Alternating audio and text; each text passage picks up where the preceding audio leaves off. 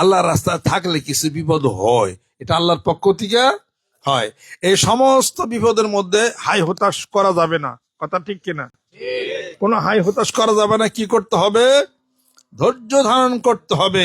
আল্লাহ পাক বলেন অবশ্যই সবিরিন, হে রাসূল যারা ধৈর্য ধারণ করছে জান্নাতের সুসংবাদ দিয়ে দেন। যেরকম সুবহানাল্লাহ, ইন্নাল্লাহা মা'আস সাবিরিন, আমি আল্লাহ যারা ধৈর্য ধারণ করছে তাদের সাথে আছি। ওই ওই ইরি ধান নষ্ট হয়ে গেছে, কোনো সমস্যা নাই। গরু চুর হয়ে গেছে, সমস্যা নাই। আমার অফুরন্ত ভান্ডার থেকে আরো অনেক দিতে পারে, তাকে ধৈর্য ধারণ করতে হবে। যেরকম সুবহানাল্লাহ। যত নবী রাসূল ছিলেন ধৈর্য ধারণ করেন নাই? তারা দেখেন কত বিশাল ধৈর্য ধারণ করছেন, কত বিশাল বিশাল পরীক্ষা আসছে। সেই তুলনায় আপনার আমার কি পরীক্ষা? কোন পরীক্ষা আছে? কোন পরীক্ষাই তো নাই। এই কিছু কি পরীক্ষা? আমরা তো বিনা পরীক্ষায় পাস। সুবহানাল্লাহ। খালি আখেরি জামানার নবী সোনার মদিনাতুল মুনাওয়ারাতে জান্নাতের টুকরায় শুয়ে আছেন, তিনি আমাদের জন্য কান্নাকাটি পাঠতেছেন। খালি আমাদের মৃত্যু হইলে আমরা বেহেশতে জান্নাতে। খালি মাথায় একটু টুপি রাখা, একটু দাঁড়িয়ে রাখা, এটা সমস্যা আছে? কিছু আছে? জিকির করা, নামাজ পড়া, টুকটাক কিছু কাজ। আর পরীক্ষা কি? এটা হালাল হারাম বাইসা চলবেন। তা আমাদের মাপের জন্য তু ছিল তো দয়াল নবীজি। যেরকম সুবহানাল্লাহ। হাসরের ময়দানে আল্লাহর নবী সাল্লাল্লাহু আলাইহি সাল্লাম তার উম্মতদেরকে দেখে দেখে ডাক দিবেন আর হাউজে কাউসার থেকে পানি পান করিয়া জান্নাতে প্রবেশ করাবেন। যেরকম সুবহানাল্লাহ। কোন কোন সময় ফেরেশতারা কোন কোন উম্মতদেরকে পায়ের মধ্যে জাহান্নামের শিকল লাগাইয়া টান শুরু করবে। ওই যে দূরে দেখা যায় জাহান্নাম, জাহান্নামের আগুন তখন শস্য শব্দ করা শুরু করবে। আল্লাহর নবী বলেন, হে ফেরেশতা, কাকে নিয়ে যাও? সে তো আমার উম্মত। ফেরেশতারা বলবে বিচার হয়ে গেছে। আল্লাহর নবী বলেন, বিচার হয়েছে, আমার সামনে দাড়িপাল্লা আবার ওজন করো, দেখো গুনার পাল্লা পাতলা হয় নাকি নেকের পাল্লা ভারী হয়ে যায়। যেরকম সুবহানাল্লাহ। এইবার ফেরেশতারা বলবে আল্লাহর কাছে, আল্লাহ তার তো বিচার হয়ে গেছে, দাড়িপাল্লায় তার গুনার আমল ভারী হয়ে গেছে। আল্লাহ পাক বলেন, ও ফেরেশতা কিছুই বলো না, আজকে আখেরি জামানার নবী আমার বন্ধুকে সেই অধিকার দিছি, সে যাকে ইচ্ছা করবে জান্নাতে নিয়ে নিবে। যেরকম সুবহানাল্লাহ। আবার দাড়িপাল্লায় ওজন করা হবে। আল্লাহ নবী বলবেন, ও ফেরেশতা দাড়িপাল্লা আবার ওজন দাও। দাড়িপাল্লা ওজন দেওয়া হবে, গুনার পাল্লা দেখা যাবে ভারী হয়ে যাবে, আর নেকের পাল্লা পাতলা হয়ে যাবে। আল্লাহ নবী সাল্লাল্লাহু আলাইহি সাল্লাম পিছন দিক থেকে গুনার পাল্লাটা পিঠের মধ্যে নিয়ে উঁচু করে ধরবে। আর ফেরেশতা বলবেন, ও নবী আপনি কি করেন? আল্লাহ পাক বলেন, ও ফেরেশতা চুপ হয়ে যাও, আমার রাসূল যা করবে সব কবুল হইয়া যাবে। সেই আখেরি জামানার নবী। কোন পরীক্ষা আছে নি? কি পরীক্ষা? কোনো পরীক্ষা নাই। পরীক্ষা ছাড়া এমনি পাস। একটু একটু খালি জিকির করা যাইব না, নামাজ পড়া যাবে না, হজ ফরজেল হজ করা যাবে না, জাকাত দেওয়া যাবে না। সম্পত্তি জাকাত দিবেন, জাকাত দিলে সম্পত্তি বেড়ে যাবে। তারপরে রোজার মাসে রোজা রাখা যাবে না, সবই তো আপনার উপকারের জন্য। সমস্যা কি আছে? এটা ওজনে কম দিবেন না, হারাম খাইবেন না, হালাল রুজি উপার্জন করবেন। ছোট্ট ছোট্ট কিছু কাম, এটা করলেই তো মরার পরে বেশ। তো যেরকম সুবহানাল্লাহ। কোনো পরীক্ষা নেই, যা পরীক্ষা সব পিছনে চলে গেছে। আমরা হলো বিনা পরীক্ষায় পাস। যেরকম সুবহানাল্লাহ। সামান্য কিছু খালি সকাল বেলা জিকির করে আল্লাহর খালি স্মরণ করেন দেখি।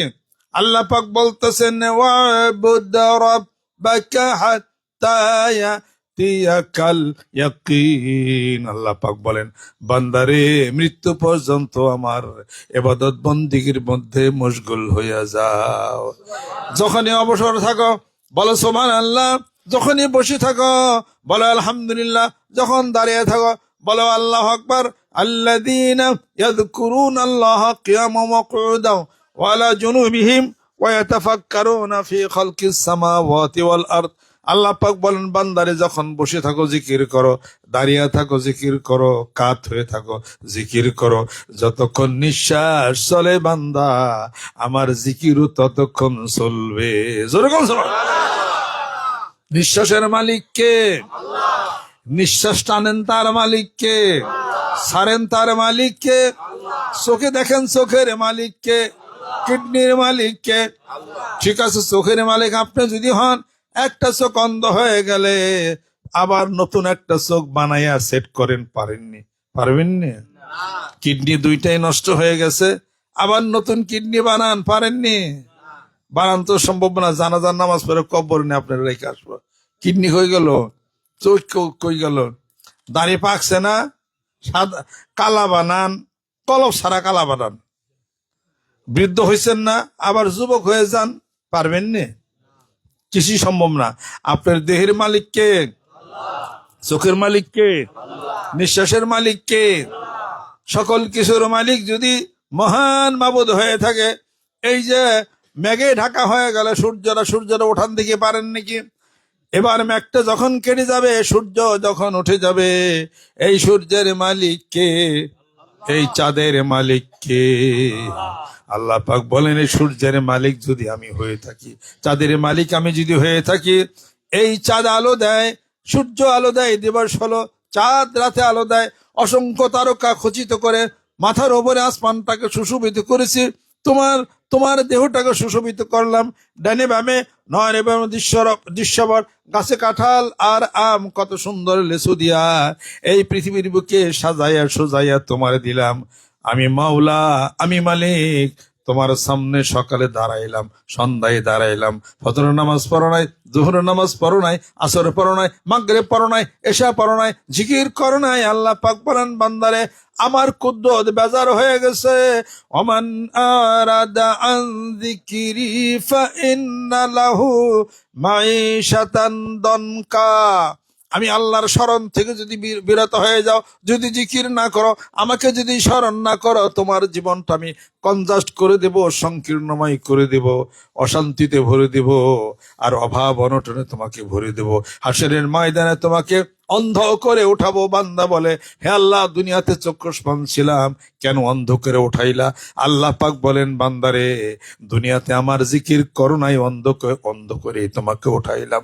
দুনিয়াতে যেভাবে আমি আল্লাহকে ভুলে গেছো, হাসরের ময়দানে আমিও আল্লাহ বান্দা তোমাকে ওইভাবে আমি ভুলে যাব। অতএব আল্লাহ যেন ভুলে না যায়, দুনিয়াতে কিছু কাজ করতে হবে। ওই কাজটা হলো কি? আল্লাহর জিকির। জোরে কোন সুবহানাল্লাহ। আমরা খালি জিকিরের কথার আগে বলি কেন? জিকিরটা হলো কলবের সাথে সম্পর্ক। সুবহানাল্লাহ। ইসলামের রাষ্ট্র প্রতিষ্ঠা করবেন, এটা কলবের সাথে কোনো সম্পর্ক নাই। কথা ঠিক কিনা বলেন? ইসলামী রাষ্ট্র প্রতিষ্ঠা হোক, এটা ইমানি দায়িত্ব, কাজ করতে হবে, কিন্তু এটা কলবের সাথে, অন্তরের সাথে কোনো সম্পর্ক নাই। আল্লাহ জিকিরটা হলো অন্তরের সাথে সম্পর্ক। ওই অন্তর হৃদয়ে আল্লাহ রসুল যেন পাগল হবে। অতএব আপনি চাবেন ইসলামী রাষ্ট্র কায়েম হোক, আপনি নিজে একটা পারফেক্ট ম্যান হয়ে যাবেন।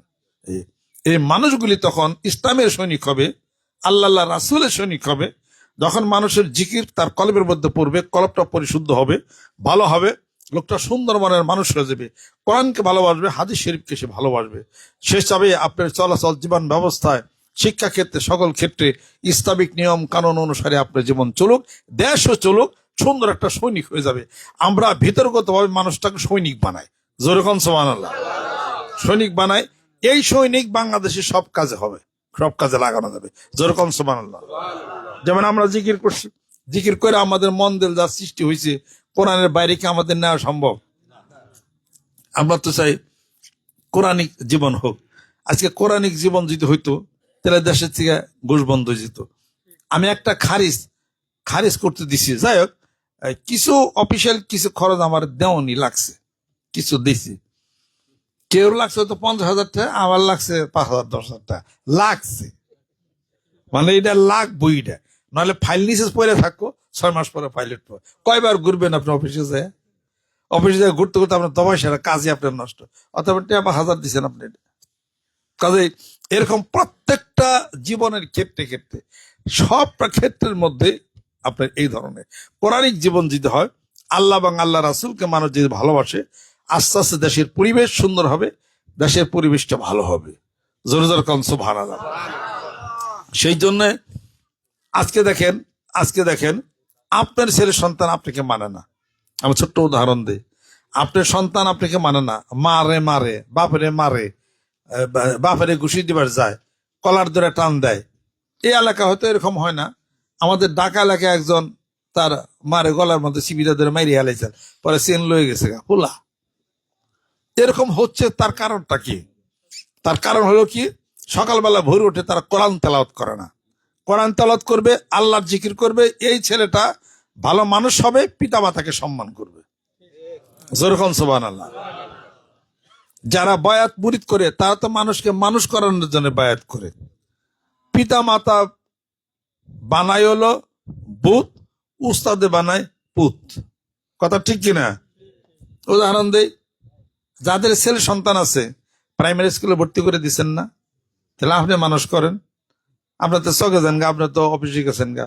প্রাইমারি স্কুলে যে পরীক্ষা পাশ করলো, আবার হাই স্কুলে দিলেন, তাহলে উস্তাদে পুত বানাইলো না? তাহলে মানে মানুষ বানাইলো না?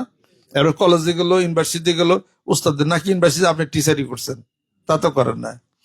তাহলে আপনি যখন বয়াত মুরিদ হইলেন, তখন এই উস্তাদ আপনাকে বলবো যে জিকিরটা বেশি করে করো, মাথা টুপি দাও, বিভিন্ন আমল আমল আকিদা আপনাকে দিবে। দেওয়ার পরে আপনি যখন আমল করবেন, তখন আপনার অন্তর দিলটা আল্লাহ আল্লাহ রাসূলের জন্য পাগল হবে। আপনি ভদ্র হবেন, আপনি সভ্য হয়ে যাবেন, বকাবাজ্যে মুখে আসবে না।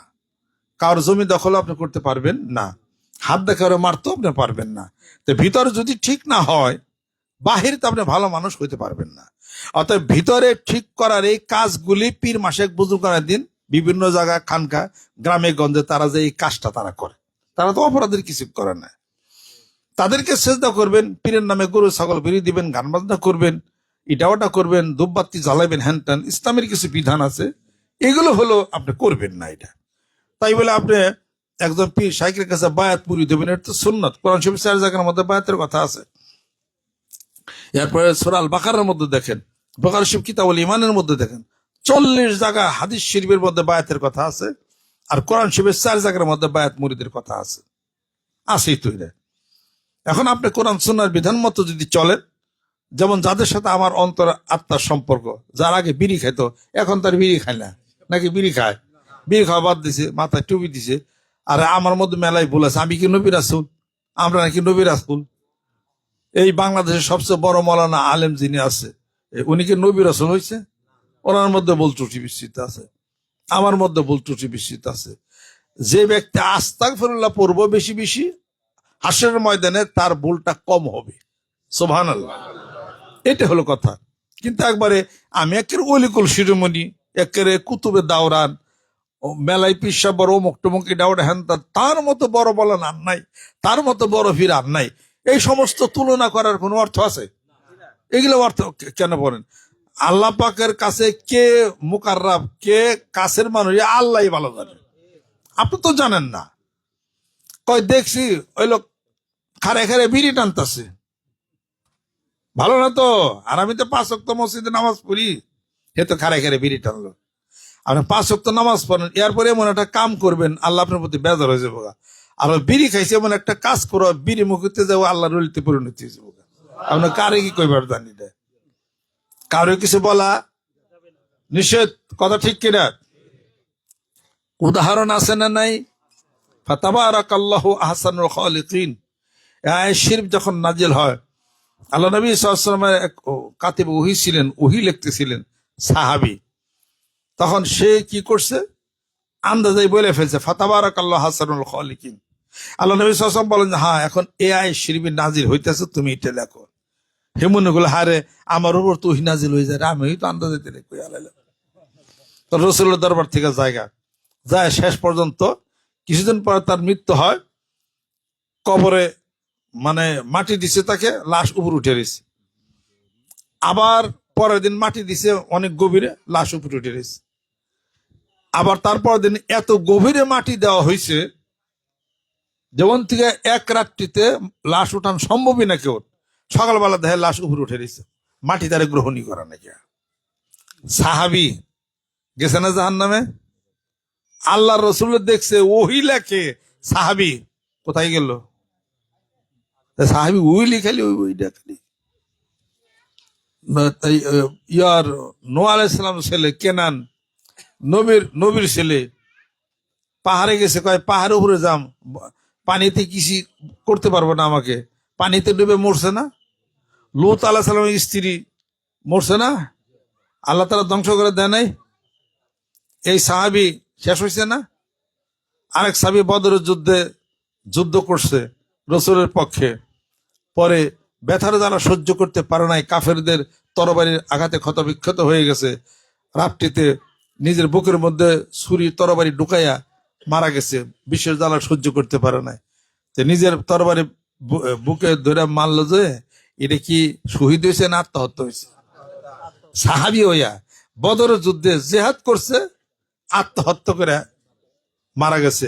আল্লাহ নবী সাল্লাল্লাহু আলাইহি ওয়াসাল্লাম বলেন সাহাবাটা জাহান্নামে হয়ে গেল। জীবনের শেষ যার ভালো সব তার ভালো।